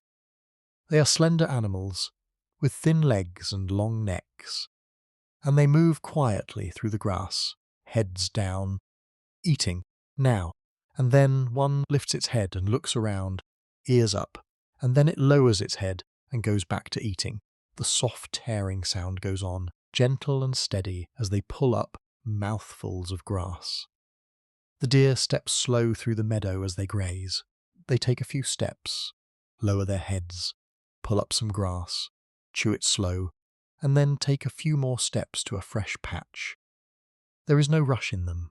They just drift across the meadow, eating as they go, calm and quiet. One of them swishes its tail. Another shifts its weight from one thin leg to another. They are peaceful animals, you know, easy and gentle. Just out here eating grass in the dark. Person is lying in the meadow too. The same still shape, resting quietly among the grass. And the deer are grazing all around that spot. One of them is fairly close. It steps along, head down, pulling up grass, and its slow path brings it right up near the sleeping person. It is so close now that it could reach out and touch the shape with its nose. But it does not. It just keeps eating, pulling up grass, chewing, stepping along. And here is the thing. The deer pays the person no mind at all. None. It is not afraid of the shape, and it is not interested in it either. It just steps calmly around the person and keeps grazing. Like the person is just another part of the meadow. Rock, a bush, a log. It makes no difference to the deer. It walks around the shape and goes right on eating. So why is the deer so calm about a person lying right there? Well, it comes down to what a deer is. A deer is a plant eater. That is all it eats. Grass, leaves, little plants, soft green things. That is its whole food. A deer does not eat meat. It does not hunt. It has no hunting drive in it at all. It never looks at another animal and thinks, there is something to catch. There is a meal. That thought just does not exist in a deer's head. It only thinks about grass and leaves and where the next good patch of green is. So a sleeping person means absolutely nothing to a deer. Nothing. The person is not grass. The person is not leaves. The person is not food, not in any way a deer can understand. And the person is not a threat either, not while it is lying still and quiet like that. So the deer has no reason to be afraid of it, and no reason to be interested in it. It is just a thing in the meadow that is not grass, and a thing that is not grass is a thing a deer simply walks around and forgets about. The close deer steps right past the person now, its thin legs moving slow and careful through the grass. It lowers its head right next to the shape and pulls up a mouthful of grass from beside it, chewing slow, completely calm. Then it takes another step, finds another patch, and eats some more. The person is right there, and the deer just grazes on by, as relaxed as can be. There is nothing in the person for the deer to want, nothing in the person for the deer to fear. So it just eats. Another of the deer drifts over, head down, working through the grass, comes near the person too, on the other side, and does the same thing. Steps around the shape, pulls up grass, chews, moves on. None of the deer make a fuss. None of them startle. They just keep grazing, spread out across the meadow, drifting slowly this way and that, the soft tearing sound of their eating going on and on in the dark. One deer lifts its head and looks around the meadow, ears turning, checking for anything that might actually be a danger. Its eyes pass right over the sleeping person, without stopping, the same way they pass over the grass and the bushes. There is nothing alarming about a still shape that is not grass and is not moving, so the deer lowers its head again and goes back to eating, calm as before. The little group drifts slowly across the meadow as they graze. The spot where the person lies is just one more part of the ground they move across. They step around the shape, never on it, never bothered by it, pulling up grass the whole time. A cool wind moves across the meadow and bends the grass over, and the deer keep eating right through it, their thin bodies steady, their heads down in the green. Slowly, mouthful by mouthful, the deer graze their way past the sleeping person and on toward the far side of the meadow. The close one finishes a patch near the shape, takes a few slow steps away, and finds fresh grass farther off. The others drift along with it, all of them moving in the same easy grazing way, eating as they go.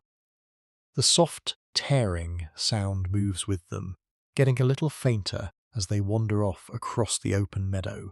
Deer reach the far edge of the meadow, where the grass meets a line of low trees, and they keep grazing along it, heads down, calm and quiet in the dark.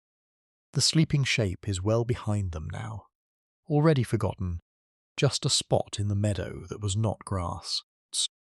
And the little group of deer eases off along the tree line, pulling up grass, stepping slow, until they fade into the dark at the edge of the meadow. The water of the slow stream lies flat and still, barely moving in the dark. It moves so slowly you can hardly tell it moves at all, and lying half in that water, right at the edge, is a crocodile. It is a long, low animal, with rough, bumpy skin and a wide, flat head. Most of its body is under the water, hidden, with just the top of its head and its back showing above the surface. It is completely still. It does not move a muscle. It just lies there at the edge of the stream, waiting. The crocodile's eyes sit up on top of its head, just above the waterline, so it can watch while the rest of it stays under. And those eyes are looking out across the surface of the water. That is what the crocodile does. It lies still, half sunk, and it watches the water. It can stay like this for a very long time, not moving at all, just watching and waiting. It is a patient animal. It does not chase things around. It waits for the right moment, and then it strikes fast. The person is lying up on the dry land near the stream, the same still shape, a little way back from the water's edge. So the person is close to the crocodile, in a way. Just a short stretch of ground between the sleeping shape and the water where the crocodile lies. Close enough that you might worry. But the crocodile does not move toward the person. It just stays in the water, watching the surface, exactly where it is. So here is the thing about how a crocodile hunts. A crocodile waits for movement on the water. That is its signal. When an animal comes down to the stream to drink, it touches the water, and that makes a ripple. Or it steps into the shallow edge, and that makes a little splash. A ripple, a splash. Any movement right there at the surface of the water, that is what the crocodile is watching for. And the second it sees that movement on the water, it lunges, fast and sudden, and grabs whatever made it. That is its whole way of catching food. Watch the water, wait for the ripple, then strike. But the person is not in the water. The person is not touching the water. The person is up on the dry land, lying still, away from the edge. So the person makes no ripple. The person makes no splash. There is no movement on the surface of the water at all. The water stays flat and still and quiet, just the way it was. And the crocodile, watching that flat, still surface, sees nothing, no ripple, no splash, nothing to strike at. And without that movement on the water, well, crocodile just has nothing to do. Its whole hunting is tied to the water's surface. It strikes at things that disturb the water. The person never disturbs the water. Because the person is not in it, and is not near the edge, and is not moving toward it. So there is no signal. There is no trigger. The crocodile waits and watches, the way it always does. And the flat water gives it nothing. Crocodile is built for the water and the water's edge. It is slow and clumsy up on dry land. It does not go wandering far from the stream to hunt, does not chase things across the open ground. That is not what it does. It stays in the water, or right at the edge of it, and it lets the food come to the water. So it has no reason to haul itself out and cross the dry land toward the sleeping person. That is just not how a crocodile works. It waits at the water for something to touch the water, and the person up on the dirt never will. The crocodile just lies there, still and patient, those eyes on top of its head watching the flat surface. It does not even really notice the person, not as food anyway. The person is off the water, out of the place where the crocodile's hunting happens, in a spot the crocodile pays no attention to. The crocodile's whole world right now is that still surface of the stream. Person is not part of it. A tiny bit of the water moves, far out in the middle of the stream, just a little ring spreading out, maybe a bug landing or a small fish near the top. The crocodile's eyes shift, just slightly, watching that little ring. But it is too small, too far out, and it fades away to nothing. The water goes flat again. The crocodile settles back to its waiting, still as a log at the edge of the stream. The night stays quiet around the slow water. The person sleeps up on the dry land, making no ripple, no splash, nothing the crocodile can use. And the crocodile lies in the water, watching, waiting, its long body still and hidden under the surface, its eyes just above the waterline, fixed on the flat stream. After a while, the crocodile sinks down a little lower into the water, top of its back slides under. Then most of its head, until only those two eyes remain above the surface, watching. It is settling in to wait. Some more the way it can wait for hours, patient and unmoving at the water's edge. The slow stream moves past it, barely a trickle, flat and dark and quiet. And the crocodile stays right there in it, watching the still surface for a ripple that the sleeping person on the dry land will never make. In and out, in and out. A weasel is darting through the little holes in the ground. It is a small, thin animal, long and low, with short legs and a quick way of moving, pops up out of one hole, looks around fast, then dives down into another. It moves quick, much quicker than you would think for something so small, up out of one hole, down into the next, back up again somewhere else. It is busy, this little animal, always moving, always darting, never still for more than a second.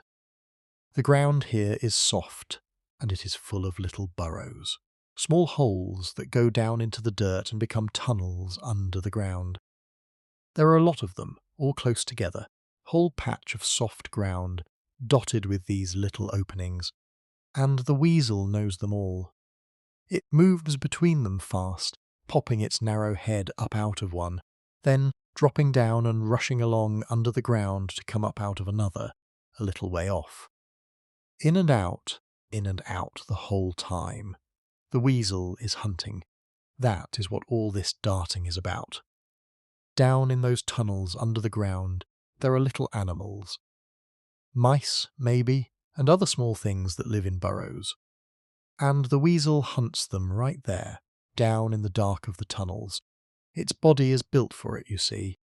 It is long and thin, so thin that it can fit right down into those narrow little holes and chase a small animal through the tight tunnels under the ground.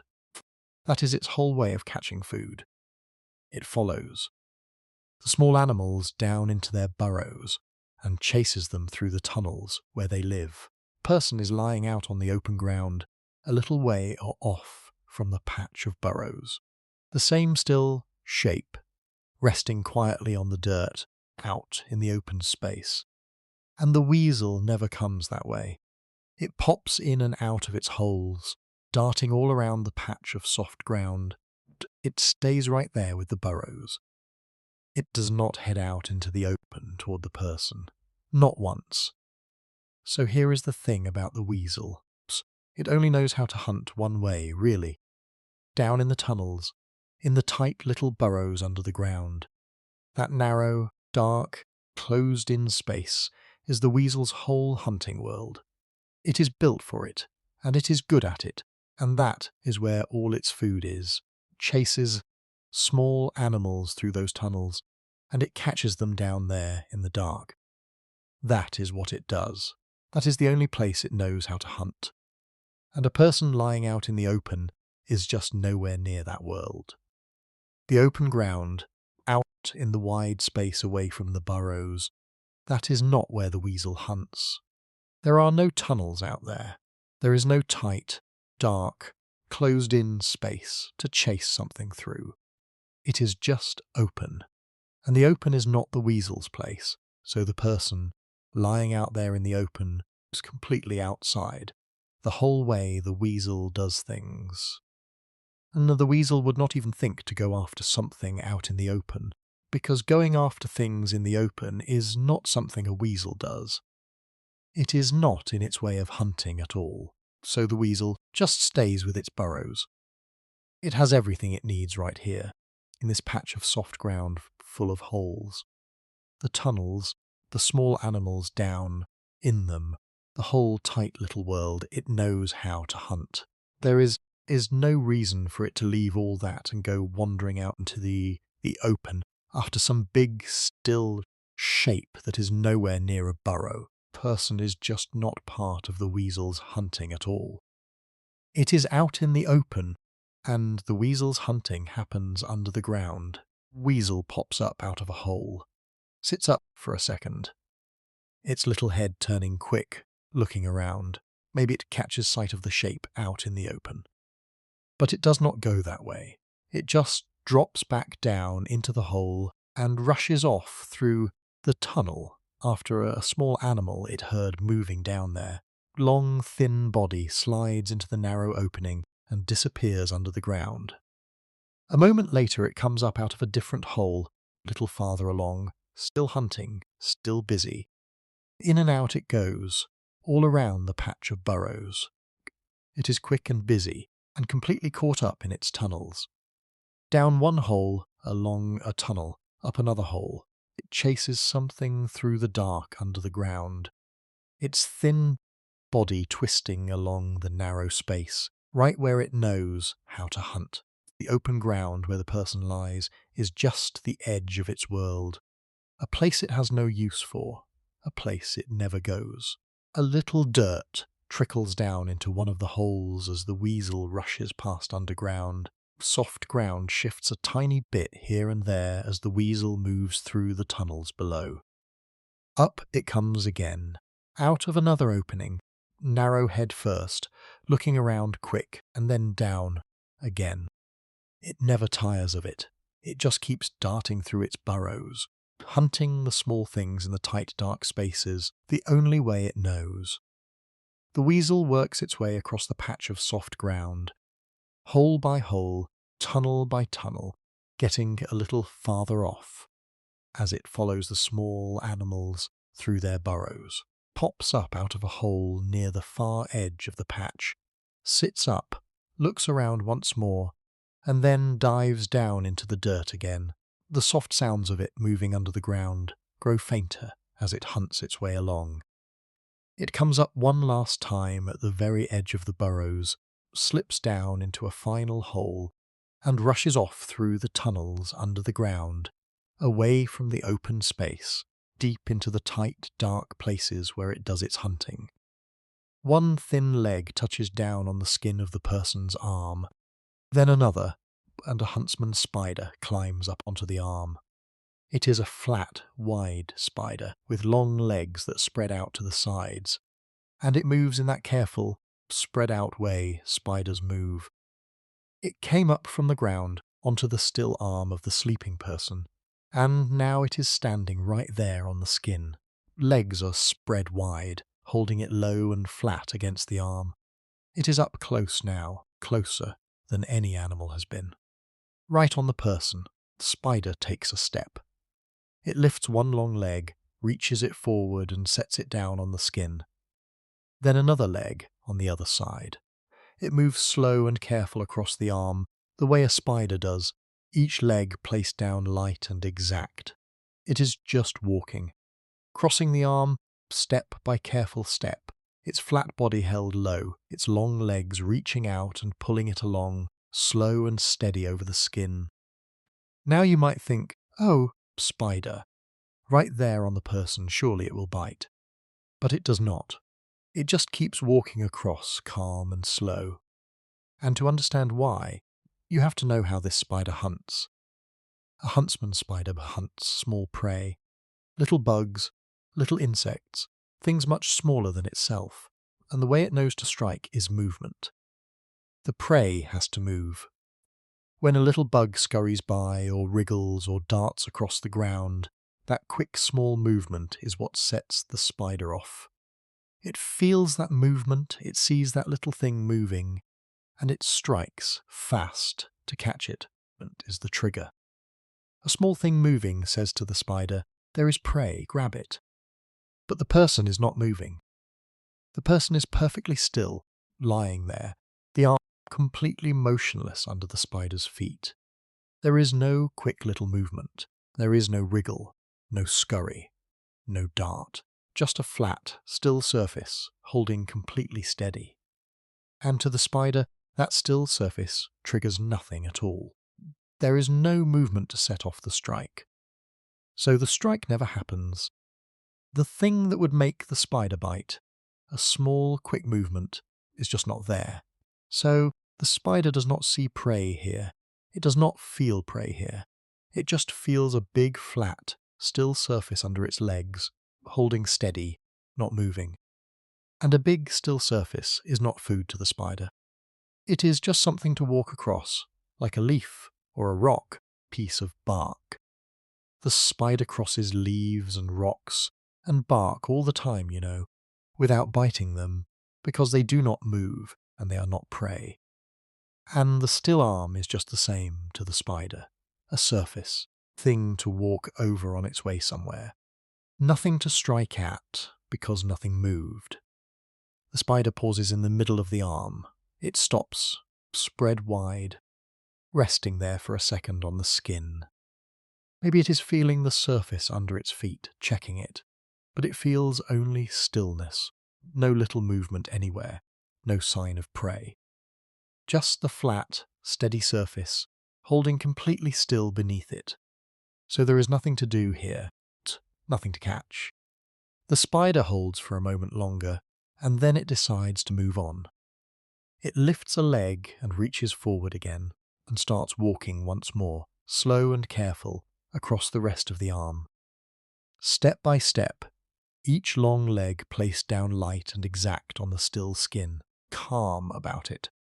There is no rush, and no fear, and no biting. It is just crossing a surface the way it has crossed 100 surfaces before on its way to the other side. The person stays perfectly still the whole time, and the spider just keeps walking. Never once triggered, never once striking, because nothing ever moved.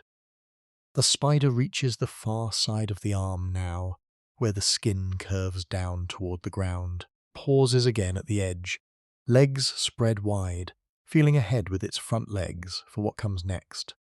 Then it reaches one long leg down, off the arm, onto the dirt below, then another. It is climbing down off the person now, off the still surface, back toward the ground. It steps down off the arm, slow and careful, its flat body tilting as it goes, its long legs reaching for the dirt. One by one the legs come off the skin and find the ground, and then the spider is off the person completely, standing on the dirt beside the still arm, flat and low, legs spread wide, crossed the whole arm, and never struck once, because the arm never moved. And a thing that does not move is not prey to this spider, just a surface to cross. The spider takes a few steps away across the dirt, careful and slow, its long legs reaching out and pulling it along. It is looking for the small moving things now. The little bugs that scurry. The prey that triggers its strike. The still person behind it gave it none of that. So it leaves the still person behind and goes off to where the moving things are, crawls on across the ground, low and flat, legs spread wide, feeling its way along.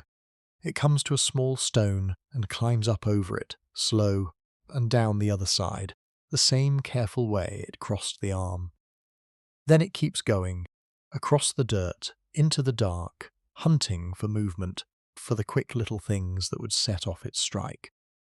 Its flat shape moves farther off over the ground, legs reaching, and it slips in under a low edge of dry leaves and is gone, off after the small moving prey it lives on.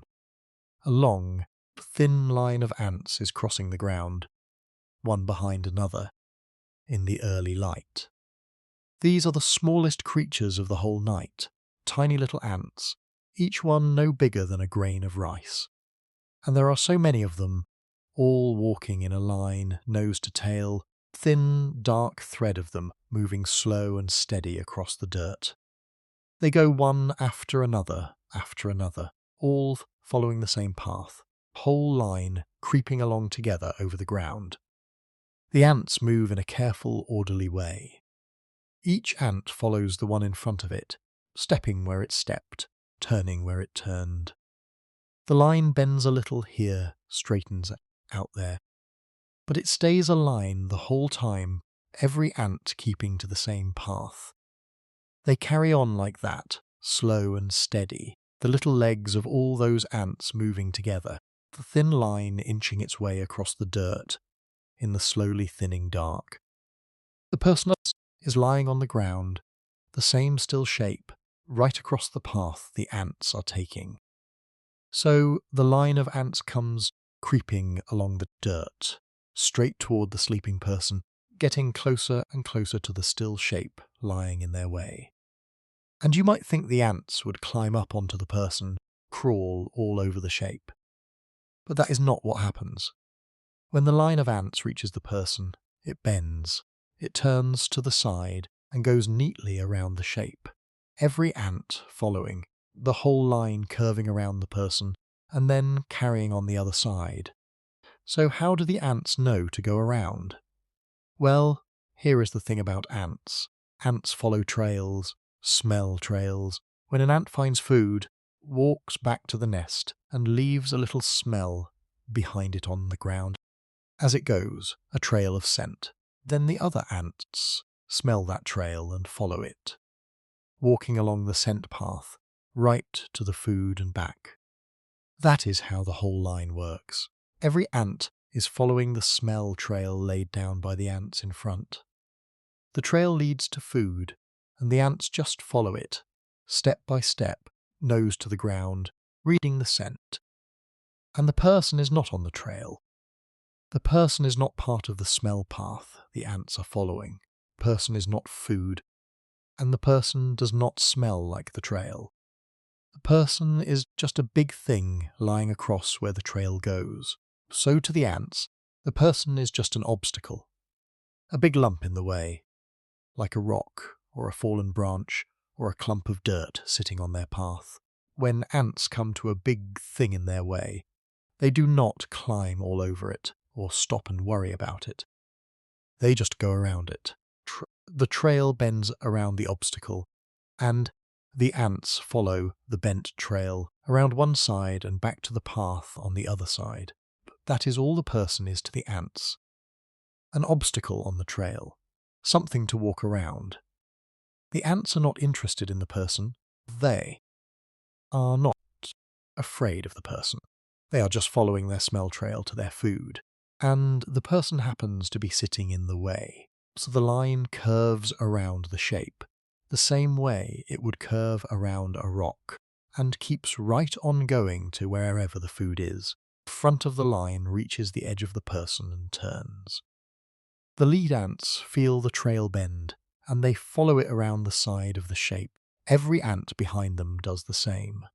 One by one, the whole long line bends around the person. Each tiny ant turning at the same spot, curving out and around and back. It is neat and orderly, the way ants always are. No ant climbs up onto the person. No ant strays off the trail. Psst. They all just follow the scent around the obstacle and carry on. A little ant near the front pauses for a second at the edge of the shape, tiny feelers touching the ground, reading the trail, finding the way around. Then it goes around the side, and the ones behind it follow, steady stream of tiny bodies curving around the person and joining back up with the path on the far side. The line never breaks, just bends around the big thing in the way and keeps moving. The whole line creeps slowly around the sleeping shape, around the side, past the edge, and back onto its straight path beyond. The ants on the far side carry on, as if nothing was ever in the way at all, just following the trail, one behind another, on toward their food. Behind them, more and more ants reach the person, turn and go around, the bend in the line holding steady as the long thread of them keeps coming. The light is slowly growing now. The dark is thinning out, just a little, getting paler at the edges of the ground.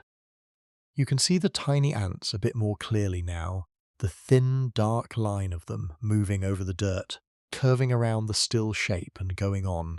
The night is nearly over. The little ants do not mind the light. They just keep following their trail, around the obstacle and onward, the same as they did in the dark. The line of ants keeps creeping across the ground, around the person and away, thin steady thread of tiny creatures following their smell trail to their food. It bends around a small stone farther along, the same neat way it bent around the person, and then straightens out again beyond it. And the ants carry on, one behind another, slow and steady over the dirt, winding away across the ground in the slowly growing light.